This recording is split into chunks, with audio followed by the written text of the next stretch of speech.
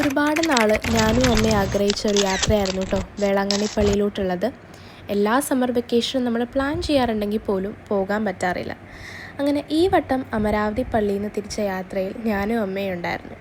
ഒരു 3 മണിയായപ്പോൾ നമ്മൾ പള്ളിയിലെത്തി. പ്രാർത്ഥിച്ചതിനൊക്കെ ശേഷം ഒരു 4:30 മണിയൊക്കെ ആയപ്പോഴായിരുന്നു കേട്ടോ ബസ് സ്റ്റാർട്ട് ചെയ്തിട്ടുണ്ടായിരുന്നു. ആരംഭിച്ച യാത്ര നേരെ കിഴക്കേ അറ്റത്ത് പോയിട്ട് അവിടെ വെള്ളം കാണുമ്പോൾ ഈ വണ്ടി നിൽക്കും. അവിടെയാണ് വേളാങ്കണ്ണി മാതാവിൻ്റെ.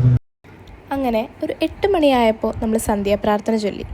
പ്രാർത്ഥനയ്ക്ക് ശേഷം സമയം പോവാനും ബസ്സിലുള്ള എല്ലാവരുമായിട്ടൊന്ന് പരിചയപ്പെടാനും വേണ്ടി അച്ഛൻ നമ്മളെ കൊണ്ട് ഒരു സെൽഫ് ഇൻട്രൊഡക്ഷൻ ചെയ്യിപ്പിച്ചു.